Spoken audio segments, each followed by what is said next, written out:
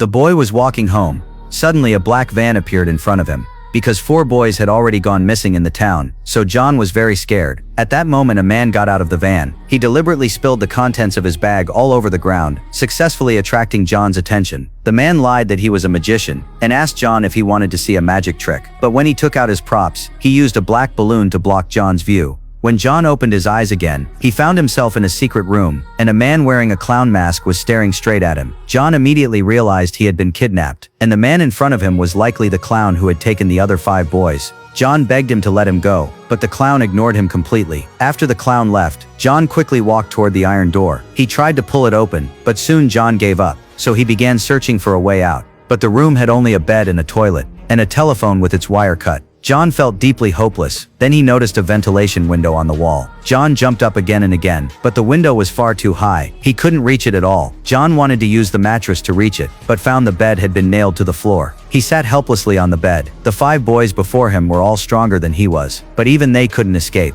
So how could he possibly have a chance? Just as John was sinking into despair, the phone behind him suddenly rang. How could a disconnected phone be ringing? John felt a chill of fear. When he walked over and picked up the phone, there was no sound from the other end. John wondered if he was hallucinating. But later that night he was woken again by the ringing. Half asleep, he muttered, "Stop it already. Stop walking."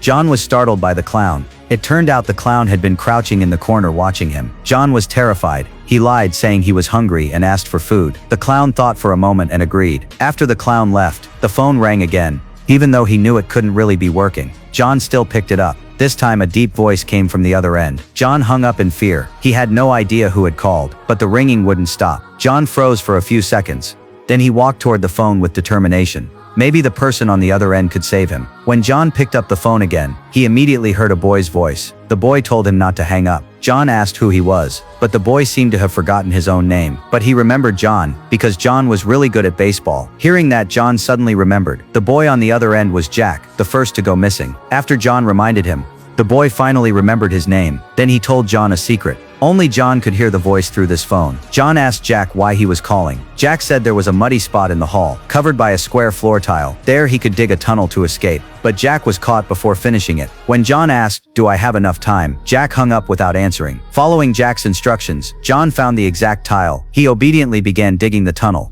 To avoid being caught, he flushed the excess dirt down the toilet until he was completely exhausted. Then John covered the hole with a rug and went back to bed. But soon he realized how hard this plan would be. The next morning the clown brought him breakfast, then turned and left. After the clown left, John suddenly realized something. He rushed to check, and sure enough, the iron door wasn't locked. John was thrilled, but right then the phone rang again. John hesitated. When he answered, the voice urgently warned him not to go upstairs, because it was the clown's trap. Once John stepped onto the stairs, the clown would whip him unconscious with a belt. As John asked who was speaking, the boy suddenly appeared beside him. But strangely, John couldn't see what he looked like. He could only communicate through the phone. The boy Billy told John, "Whenever you try to escape, the clown punishes you. It hurts more than you can imagine." He and the others had all been through it. Then he hung up the phone. But after the boy left, John still opened the door and slowly began climbing the stairs until he stopped just 2 steps from the top. John didn't know the clown was waiting above with the belt. Fortunately, John chose to trust Billy. He went back downstairs and ate his breakfast. He was determined to survive.